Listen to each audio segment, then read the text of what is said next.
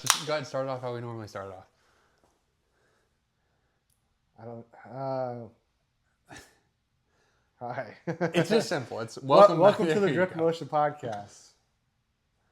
Host John Jones, Brandon Harstead. That's perfect. That's great. That's great. That's a work in progress. Smooth entries. Today we're going to kind of be focusing on. We talked about our 2026 builds and how we're moving to more of a competition style car build. It's something we built clout cars in the past. You know, we built really clean street cars in the past. So in the new wave of things, we're building basically Pro-Am cars. That can still be show cars? Yeah, and not to really compete in Pro-Am cars. And I think that's kind of confusing how we did it because I don't really care to compete in Pro-Am. I'd like clutch kickers, that would be cool. You know, these local, we have like the Full Lock Drift here one, but just small competitions. Yeah, grassroots style. Now, yes, will our cars make a lot of power? Absolutely. Will they be overbuilt? Probably. Absolutely. But if we're building another car anyways, we might as well do something we've never done before, which is build a competition style car, which is arguably because our cars currently We're pretty close. comp cars. I mean, when you start looking around, especially today, we went to a Full Lock one. You can just compare your car to other people's cars and how competitively set up they are. That's gonna be weird if that picks that up, but it's gonna be wild because it's something that we've never done before. We have like very few competitions in our back pocket. We didn't really. I'm not a sim guy at all. I can't drive on sim. Yeah, I mean, we tried that one time at Jeremy's, and I was like, I don't know what I'm doing, but it's that. And then we haven't had a really competition driving style. Today, we took out your JZX 100, and it was one of those things where, we're kind of talking about where we're at in the course and stuff like that. And since we didn't really tandem, you can focus more on that when we're focus more on mine or something. Yeah, and that's something that we still don't even do it. I'm just like, cool. Yeah, but it's something that we've never really done before because as a party drivers, it's a complete different experience when you're driving. When you're leading, there's a right way, there's a wrong way, there's a general line, but at the same time, I'm more focused on when I'm throwing a wide line, how close are you? Can I see you do I need to slow down? Do I need a front brake? Do I need a hydro? Do I need to hold this wider? Is this one tandem spot going to be better for, chance of you to door me, or do I need to cut this one close and set myself up for the next turn? Yeah. It's kind of driving. It's kind of different driving. And we have no experience. We drive by the seat of our pants. Like, how we do everything is just kind of like whatever feels right at the moment. It's weird. Do it? Because we have no formal knowledge of how competition works. Or how drifting works. Well, if you really want to bring it down to it. We understand the general concept of it, but it's really weird because you look at competition drifting lines, you look at, speeds. XL zones, decel yeah, zones. I don't know anything about that. Hearing that in the driver's meeting, I'm like, I don't know what you're talking about. And then I think we All watched gas, no brakes. Yeah, we watched that drifting that one time. They had actually zones on the course. They were going to paint them out to end of the day today. Oh, okay. So I was hoping I could kind of drive with that. Yeah. Then lower control arm say yeet. Sometimes that happens, But it's different because we have, and this is cool. We have to clip that in. Yeet. Oh, yeah. Kapow. I could try. I don't know if I can. But it's cool because, like I said, we have no experience with it. I said that this to you earlier, that Tyler the Creator came out with a tweet and everybody's like, there's too many podcasts, right? Everyone's an expert in everything. We need more people in actually doing real jobs and stuff. But that's the cool thing about us is we're willing to say stuff we don't know. We're willing to show our errors. We're willing to point out stuff. And comp driving, I know nothing about. We're willing to argue with you and be wrong. Yeah, I'm 100% willing to do that too. Stand by that horse. Yeah, but it's just the driving style is going to be super different. I wonder if it's going to be constantly aggressive. Everyone talks about how there's politics in drifting. I'm sure we've ran into that one time in one competition that you did, but it's really weird to see, okay, we're going to set up our cars differently. And we talked about this on the previous podcast about how you're more diverse in changing different cars, driving style, and I'm more of a LS, T56, 354 gearing. All my cars are the same. So it's going to be weird, putting a program together, actually having someone that spots, because I know that's a big thing in drifting. Well, and that's kind of like you did today, I guess. Like, hey, here, you need to Yeah. carry this out further, hold the hydro, do whatever. And I'm just like, I don't even really care what happens. Yeah. Like, nobody's following me. Like, I don't have to put a good line, you know, so it's like. Spotting is going to be fun, though, because either we're going to do it for each other or we'll have someone that does it. I mean, bring us someone along and say, hey, do you know it there? But if they don't know and we don't know, what do we really, hey, do this in this turn. And it goes completely wrong. Yeah. Flip someone else's car and you're like, yeah, I didn't mean to tell you that. I'm sorry. I don't know. I don't know what's going on. But it's going to be. Down to RV Customs will fix that. Yeah, as a self-advertising. It's going to be different. I'm interested in making it happen, and I feel like that's the next move for us is to probably just build the cars. That's the next move.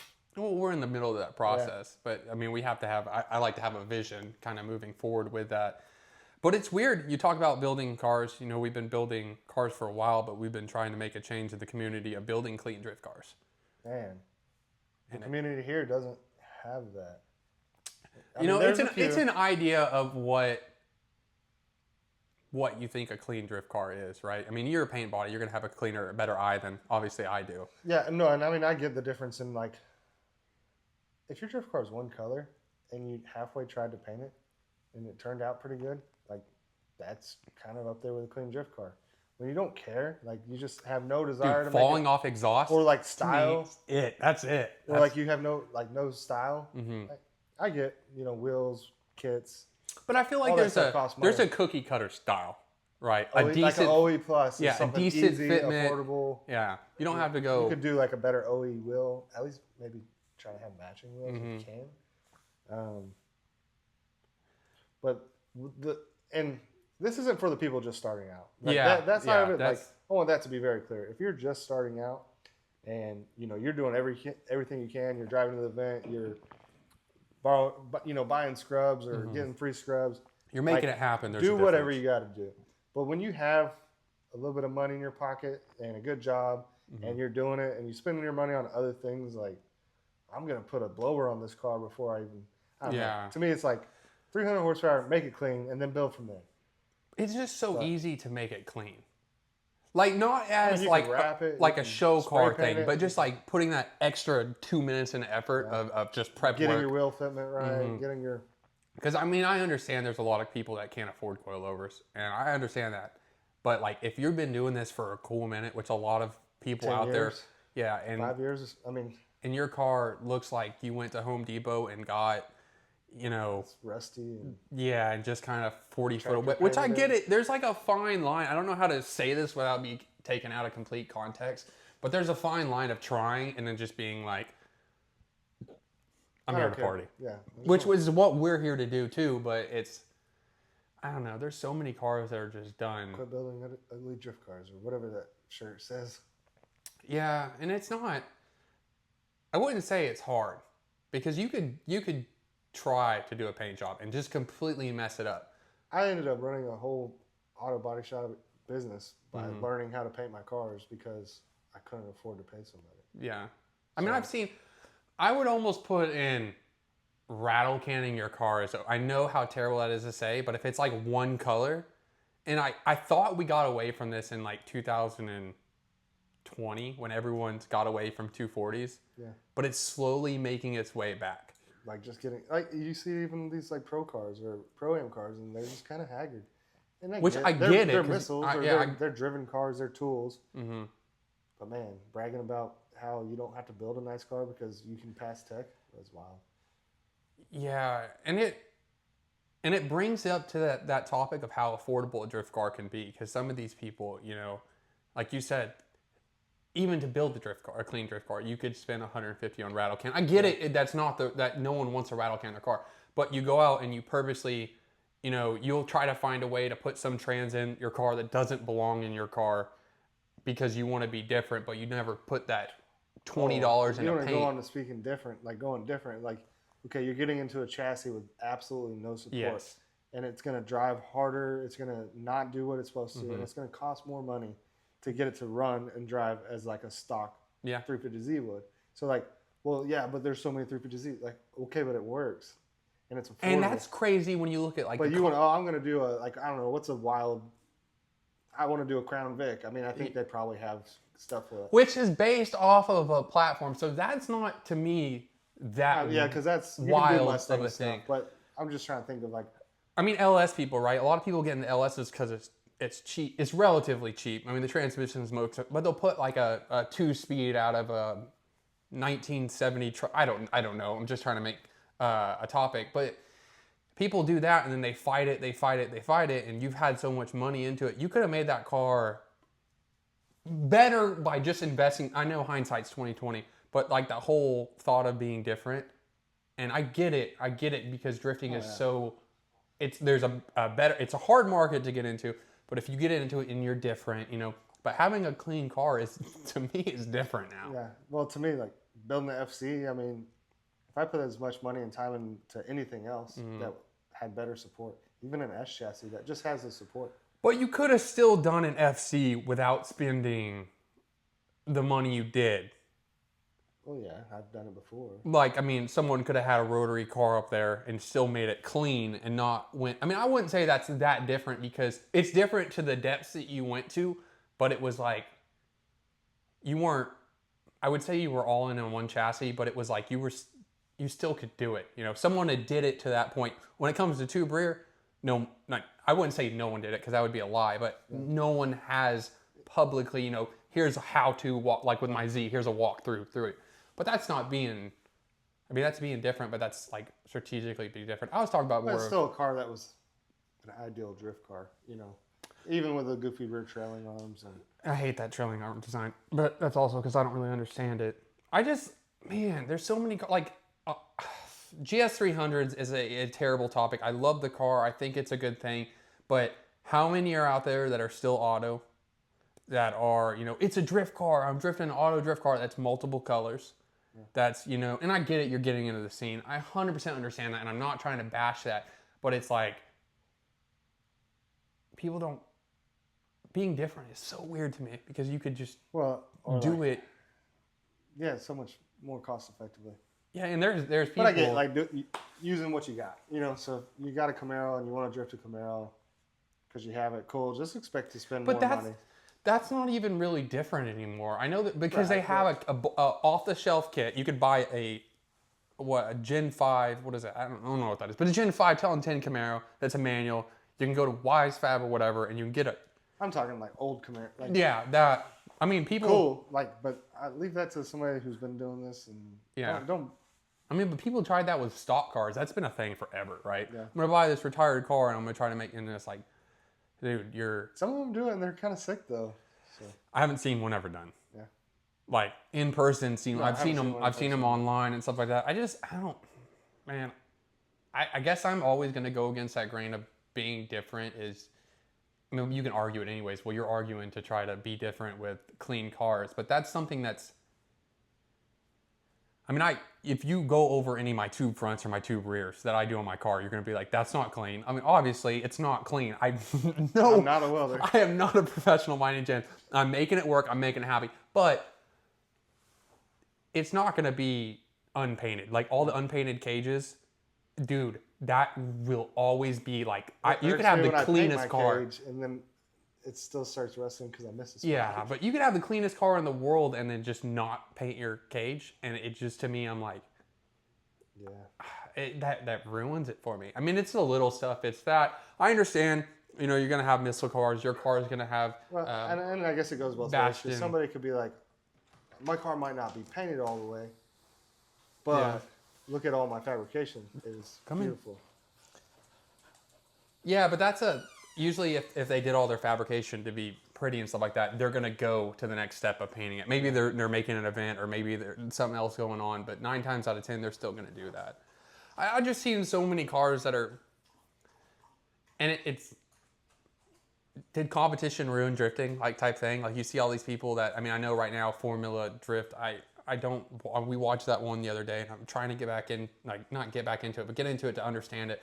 But how many cars, I mean, people are wrecking other people's cars and destroying them, and they're, oh, you don't have the talent to get in there. But how many people are just building cars that are just like not clean, but like, so the fact of the work is terrible on them. And I guess that's another thing too. Like if your car's not going to be painted one color, make sure your fabrication's on point. Make Yeah. sure you know at least have one aspect of the car you can be I mean, extremely proud of. I get it for making it happen, and this is going to be taken out of complete context because making it happen Okay. is so different go on, because we Cam. preach that, but we also preach, having clean cars. And it's one of those things where I feel like there's always going to be levels to having a car, right? Like you can have a really clean car and get into it. Most of these people are going to be going out, getting their feet in the water per se to try to understand how to drift better, building that car. But there's also people out there that have been doing it for 10 plus years. And I boast that I have a missile car all the time. I mean, it is a missile car, but at the end of the day, I still try to, Wash it every once in a while. no, I mean, yeah, but really just push out all the damage. And I feel like, I don't know if I'm just seeing it more, or maybe it's just bothering me because I don't know It's what like- it is. Maybe it's kind of back to like what you're talking about too. Is like how are some of these people like have no desire to move forward? It's just like maybe it's the Yeah. constant of trying to level up. Like I can see we that, had extremely clean cars. Like the FC and Z were like the first time they were out, the first time they were painted extremely Mm-hmm. clean, and then that didn't last long because we drive crazy. We learned proximity. We still were trying to dial that in. I still don't have that figured out, and I drive through your car. Yeah. Don't mean to, but it kind of comes to like now it's like okay, let's do that without Yeah, work our way back. And work backwards to move forward. Kind of like we're gonna drive probably a little less aggressive to some aspect, but more aggressive. I don't. I don't know either. But like you said, I'll just get hyped Well- and be like, ah. I mean, our cars are going to start out with the whole party style, driving style. So if we can start learning because competition, I mean, this is from what I know. So this is probably, it could be 100% wrong, right? Because I don't know, but from my understanding of competition is, competitive drivers, all I've ever seen is them focus on the line. And the only reason why I see and I focus on line because most of the competitive drivers that I see that compete in Pro-Am, compete in just these clutch kickers, they're not out there tandeming. They're a fully built, overbuilt car, exactly what we're doing, but they're in the singles line, which.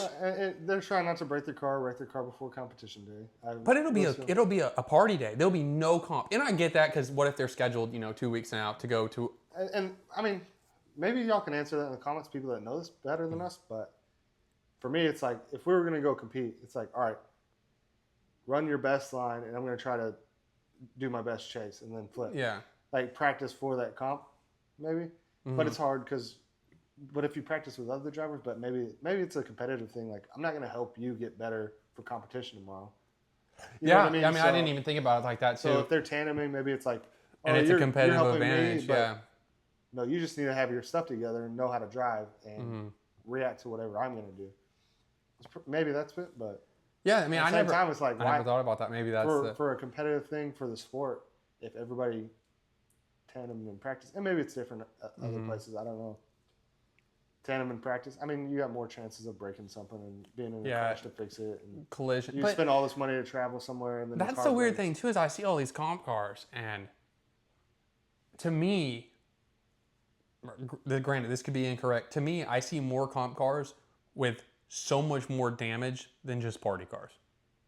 Yeah, especially here. Like, I mean, you go to these comp cars and it's like, and I get it because, you have to zip tie and stuff like that. But like, it's such a weird, ideology to me that saying, I don't want to tandem with people because I don't want to risk my car getting damaged. But then you go into comp and someone drives the first run. I mean, it's all unpredictable. You can't control that. I get that. But if maybe it's sim, like I said, I'm not a sim guy, so I don't know. Maybe you're getting all your time on sim and it correlates to driving. Maybe, I don't know. I'd love to understand the comp driving more, and I want to kind of be a part of it because I think that'll elevate our driving a lot more if we're focusing on, decel zones, clipping points, whatever else Well, it's there all is. about growing as a driver. Yeah, and I feel like, maybe we jump into the sim too, but For yeah. the off season, I think that'd be fun. And maybe it's because these comp cars, I know Kevlar is super expensive, so maybe it's just the fact of, I don't want to refresh my car every year, or I don't want to do this. And I get it because that does get expensive and that does get everything. But that's why I always I've been talking to you about it, like what program that we provide, you know, if our program is getting into competitive driving, one of our competitive advantages, our cars are going to be cleaner than most. I won't say the cleanest cars out there because, I mean, who is to say that someone just builds this amazing car? If we ended up doing it, and depending on how far it went, if we got sponsors on board, I would want to be the best looking car anywhere we went. Yeah, I think like I don't know who probably is. I don't watch Formula Drift enough. So from but my I would assume it'd probably be like LZ usually has. well, from my understanding, and I don't know Formula Drift. I've just seen some YouTube videos. It says that Ryan Littrell guy, he's like the last Forrest Wang of. Granted, like Forrest Wang. I know nothing about all that, but and still have. And I feel like, and it's funny because we talk about growth. You know, we started out as just two dudes, and I'm going to say most recently in our Z's when we started driving together, and people were like, "Oh, we actually have nice cars." And this is what we were talking about in the car too. It's weird because the influences of drifting come and go so quick because they're in the scene, and then they're a family man. They can't do the stuff that they do. You know, they find an excuse, and I get it. It's a life decision. You have to make those, and you get away from it. You just get burnt out. Well, I think that really comes to progression too. If you don't feel yourself progressing, or you don't have somebody like you or me to push you or me, and it's kind of like it's easier to give up because it's just like this ain't going nowhere. Like there's no money in this. It's not going to make money. Like all it is fun. Like I can find a different. Well, I mean, way you to look have at fun. hobbies, right? And there's a quote. This is the most expensive hobby you can get. Well, you just look at hobbies and stuff. There's a quote about like, you know, people that get burnt out in their life, and it's basically saying stagnation is the first sign of death. You know, like if you start doing a hobby and, you know, you go out every weekend and, you know, you're just driving solo, there's going to be a point where you're going to be like. And maybe that's where the competitive thing is like a little bit attractive to us. Mm-hmm. Like, not that there's anything wrong driving with you every time we go, but there is that stagnant of, I know what he's going to do. Yeah. I know how he's going to enter. And it's different. I can door you all day, or you can door me all day. And then it's just like, you hop in and drive with somebody with a totally different style, and then you got to change it up. Or like going from the FC with torque and no weight to a JZX that's heavier, longer, so no torque. It's like, you got to drive the car different. Makes similar power, but. What I like about that is that exact kind of idea is really what pushed me to competitive driving, because you and I drive the best together than I've seen anyone ever drive together. Now, that's obviously how I see it, but how many times have I, because we all have mics, and everybody knows I'm a very, you know, arrogant person. Like I'm not going to deny that. But how many times have we been tandeming? We get a third person to jump in, and they compete at a local event, or they compete at this and that, and we're like, okay, we're going to drive with them. And every time this happens, and the first person out of this mouth, anybody that they drive with me, and they say, I'm a super fast driver. First thing I always say is, this is going to be terrible. They're going to drive narrow. And then every time we're driving, you hear me in the mic saying, why are they driving so narrow? Get wider. Get wider. And I think that's a... That sounds familiar. It's like a... You were all over me. Good lap. You were all over me. Oh, yeah. Right at the end, you're looking at it and you're like, no, I wasn't. I wasn't even close, because you're cutting these corners and doesn't allow them. And I think that's a... End up having full angle kits and still running there. And I think that's what I'm going to love about local events is it seems like all the drivers that are doing really good, that are the local hometown heroes, drive narrow and fast. Granted, this is all an assumption. I could be completely wrong. And maybe that's part of competition. Yeah, and I don't know yet. And I can drive narrow and fast. I just don't enjoy it. Yeah. But I mean, max angle, max yeah, smoke. I mean, that's how I've always been. I made a joke. I mean, I drive way more narrow than you do, but I still try to hang it as wide as I can, because I have to most of the time to not pass you. Mm-hmm. Well, I made a joke, and I always tell people, like, how do you start tandeming? I was like, first thing I did is I started leading, and I took off my rearview mirror. And now when I'm leading, all I'm doing is looking, like I'll have my eye kind of on the track, but I'm looking in my mirror to see how close you're. Because there's times where, you know, with the communication that we have in the mics, you know, we're so focused on something, and you're like trying to play catch up, and we're not talking to each other or something like that if I look, I'm like, okay, I can just pump the hydro, I can scrub as much speed as I can until you're there. Because that was like a habit you taught me when my first drift event, getting back into it at Home City. You're like, all right, I'm going to tandem with you. Just don't look back. Yeah. And I look back and you're right there. Or like Michael Gall in Kansas. Mm-hmm. Like that little competition. Went up against him in my eyes at that time, he was in a pro car, which realistically now, similar to how the FC was built, Yeah. way better driver than I was. Mm-hmm. And all I hear is his car coming up on my door. And I'm in a stock Z. He's in a V8 S chassis. And he's on my door. And I look back and I just panic and spin. Yeah. And I'm like, oh, this is why you don't look back. But now it's like, I'm constantly Yeah. looking Once back. you get that skill level and, because, and that's why It's letting your mind not override your impulse, I guess. I look back at it and, that was the whole, you guys don't have nice cars. You guys don't have style whenever we're missile cars. But now it's like, when we get on track, I'll wait till the new cars come out, boy. wait when we get on track, our style is our driving. Our cars are flashy. They're super clean. I mean, take it back to like US Air, a place where we got to experience people who built clean cars. Yeah. JDM influenced cars, all SR, JZ. We're the only guys out there with LS cars. And at first, it was like a downfall. People were like, oh, yeah, LS car. Then they saw us drive and they're like, all right, LS y'all car, coming back? yeah. Y'all coming back? All right, cool. Like, so but we try to maintain the Japanese styling in the cars. And well, I mean, I wanted to get away from LS for that simple reason. Yeah. I wanted different driving styles. And I mean, who doesn't like JZ noises? Oh, it's amazing. I mean, I'm excited for your S14 and your S15. Your S15 is literally going to be like, I never even dreamed of having an S15, but if I would have dreamed of having it's going to be the ultimate style build. Yeah. And then it's going to be clout, and I'm over here selling my LS because I'm gonna ride or die with this at this point. Pretty. Yeah, and our driving style is still going to be the same. We're going to obviously tweak it. We're going to learn to level up and stuff like that. Learn different driving styles. I'm trying to learn different grip. Having a drop knuckle is going to be a big difference, but I feel like learning competition driving is going to push us to the next level. Now, what is the next level? Who knows? But if we can start, we went to Friendship Cup. I'll never forget this. We went to Friendship Cup, and I was like, this is what drifting could be. That's like, if we could bring that to Oklahoma, or like, and Oklahoma, we could hit a lick and build our own track and like only allow events like that to be ran, and not be about the money. It would be about like the culture of what drifting was. I mean, it's like in Oklahoma, we always get this for the people who don't really know. I mean, Oklahoma, it's always Yee, Chevy truck lifted, and then which we kind of follow that line because of the fact of how many times do you see LS swap cars? Or just like Mustangs, Corvettes. Yeah, but I mean, there's so many Chevys out here that were all LS, and that's how we felt. Yeah, because I mean, you pick up a motor for $500. Yeah, it makes the most sense. But then you go to a different culture up north, and you look at all these cars. Granted, it's an invitational, so I mean, take it with a grain of salt because it's not like a local event. Just anyone comes. This is an invitational. You have to have a clean car. Your car has to be put together. Your personality has to be there. Like, we're not trying to have an event where it's just no one's hanging out, no one's talking. But we go to an event where when you have a clean car, you appreciate, builds differently. Yeah. Like, you took the time to do that. Yeah. And I mean, every car isn't going to be the perfect example of clean. There's going to be some downfall with every car that doesn't. Everybody's got to cut corners somewhere. Yeah. I mean, it's not, you don't have to, but you're spending 30 years on it versus. It's like my engine bay is purple. Cutting that corner. I kind of like it. I was kind of that Joker thing. I didn't like it at first, but I was like, all right, it's purple engine bay.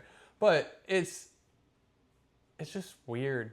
It's so weird how the culture is that different across drifting, but we're moving to that point. I mean, the cool fact, like, not to cut you off, but the cool fact of Oklahoma doing these pro am jams and whatever is like we're like that one guy's from Vegas and the other guy's from here. So like we're getting other people in that. And his car is clean. I like his car. That red red S14, I like it. I mean, you're bringing in cars that are, like you said, different culture in here. And it's just like a motivator. Like, okay, it can be done. Like, let me make my car a little bit nicer. Let me do that. I mean, get me wrong. Like, there's other cars. I mean, pretty much all the local pro guys here, cars are nice. Like, I'm trying to think, 3 of them, 4? Yeah, there's a bunch of them coming out of Oklahoma now. But yeah, they're well put together.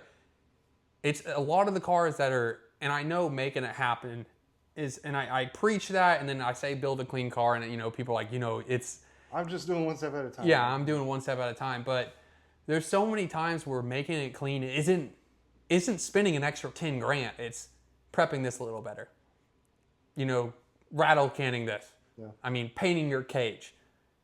I mean, even if you do your cage right or you do it yourself and the welds aren't perfect, which I mean, I don't trust my welds on my cage, on my tube front, my tube rear end. It is what it is. You know, if I get in a collision and it breaks my car, it breaks my car, but I am still safe. So I will sacrifice quality there, but I'm still going to paint the tube front. I'm still going to make it the fitment of everything else. Paint it? Are you going to paint it? I was going to rattle can it. Oh, okay, you can rattle can it. No, you can paint it. That's fine. But I mean, you look at people that do the tube fronts and stuff like that, and they're making it happen. But I mean, and some of y'all are talented. Like I see some of it, and you're like, I never even picked up a welder. I'm like, could have fooled me. Yeah, like, and they'll have the engineer but that's the same thing when you did your tube rear. We're over there doing our tube rear, and I'm over here with a caveman and rocks, being like, square works, and you're like, and I look over you, and you have this like weird intricate design and stuff, and I'm like, how do you? I don't know. I just started bending metal over here. I think my rear hoop. I think you bent it too short. So I took yours and I was like, meh, and then it worked. But even when I'm talking about like tube rears, I'm not talking about like the quality I'm talking about fitment. So if you don't know, a tube rear is just a basic structure. You're fitting the body to that basic structure. Mm-hmm. And how many times have you seen someone do it and then you look at it? Granted, if the car has been hit after they did it, I'm not talking about that. I'm talking about the initial build. And then the trunk is on top.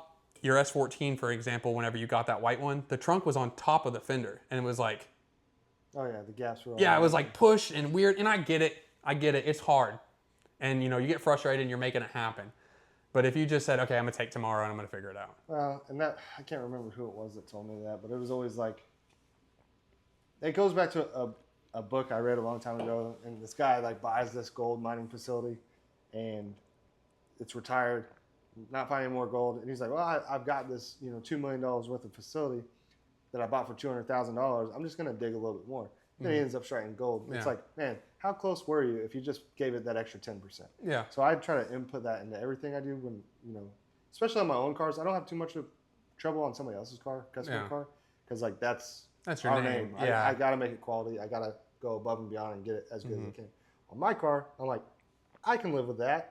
You know, and most people don't even see what I see. So people said the Chaser, like, oh, this is a show car. I'm like, I don't like these paint issues here. I don't like this. I don't like that. It's all, and like the whole clean thing, it's, what do you think is clean? Yeah.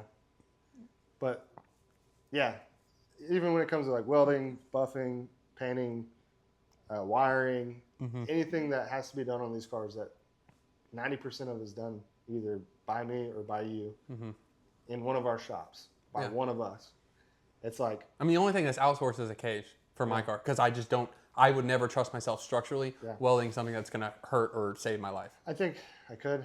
I just don't want to. Yeah. Well, that's a lot of like leaning and stuff like that too. I'm not trying to do all that. But yeah, I mean, everything's built in-house, and you know, we talk about growth and we're getting there. We're not a fab shop.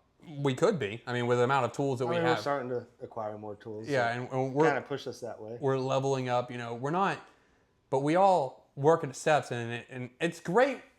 It's hard for a lot of people because they're doing it themselves. Whenever you have someone else come, like if you came over and you're like, dog, that looks terrible, I'd be like you already said on my two rear, you're like, those welds look terrible. I'm like, yeah, I know.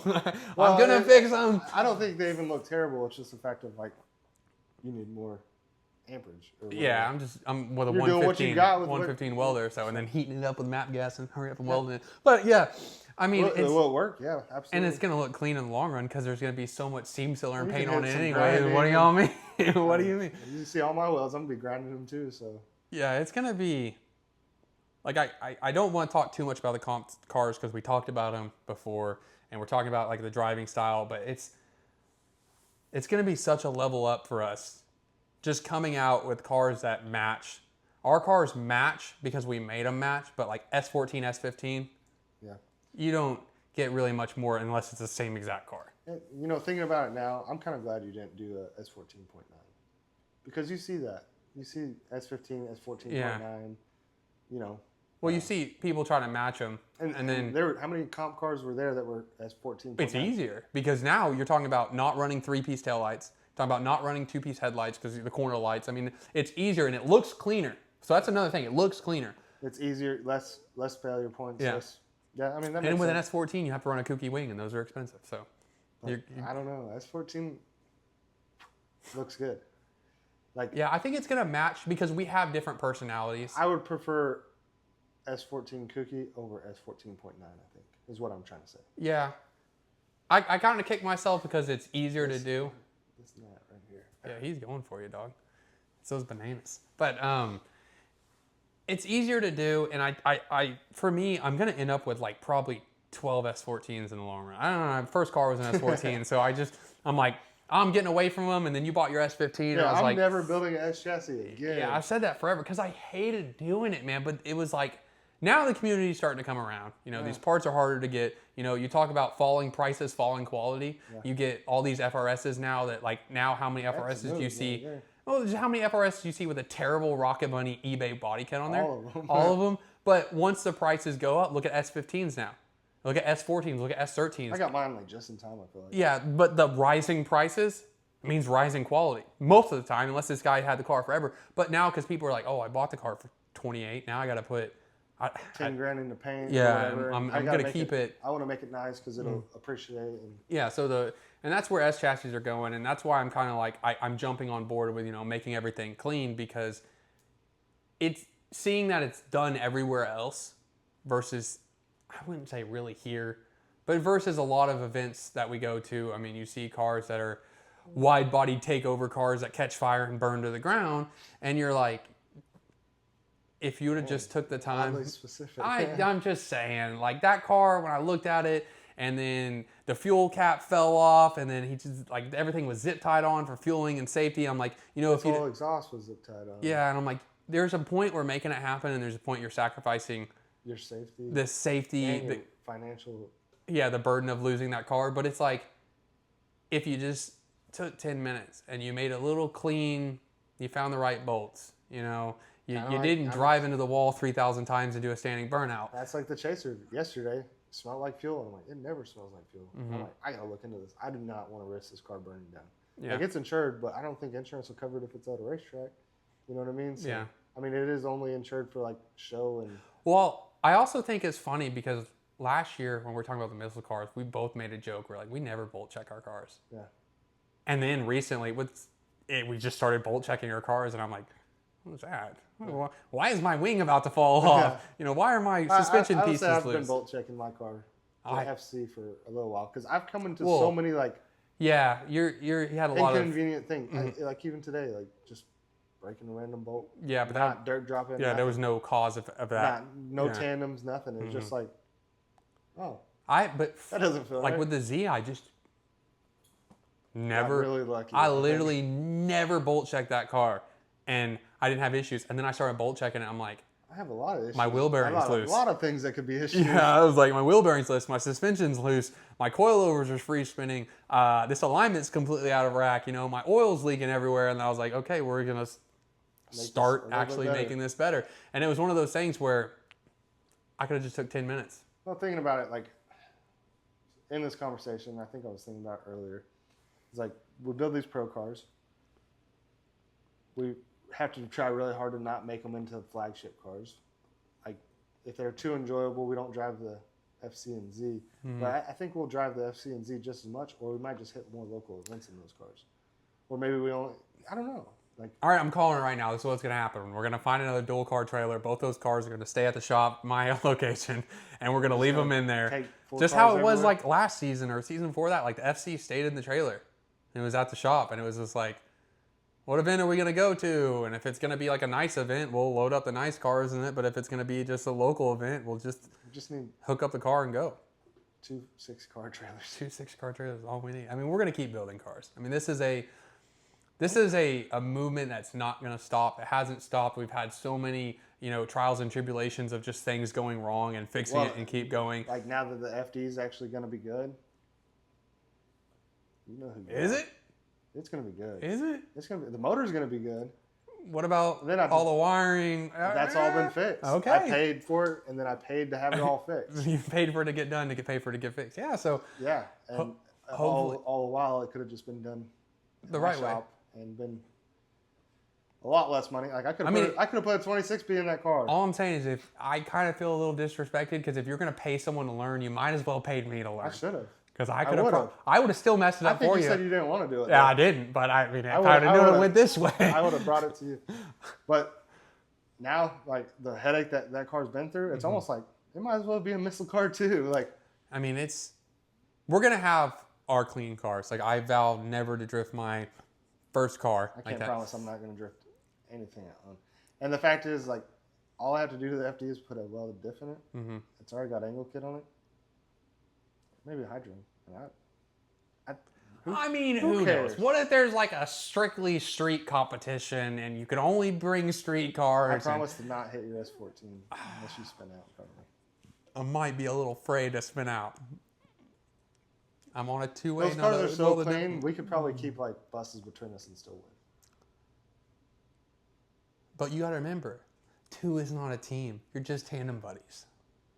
Well, then somebody else come drive one of our cars. Yeah, I know, right? But I don't know. we're evolving at a quick rate, and these competition cars are going to give us not only just the competition style that we've never really shown before. We have street cars stuff, but now a different driving style. I got the best idea. Chaser looks like a show car. Everybody's like, this shouldn't even be on a track. So now we just build 2 pro cars and then only take them to shows. That would be funny. I mean, Oh yeah, we don't drift these. oh no, we could just be put in a magazine and say we hit all these local events and then Yeah. never go to them. I love drifting. Yeah, I love drifting. I'm in. We'll wrap up the episode on that. I mean, we're 40 minutes into it. It's been a good one so far. But yeah, Before we start getting too spicy. yeah, before we start drinking more and going off the rails. But it's been a good one. So we'll catch you guys in the next one.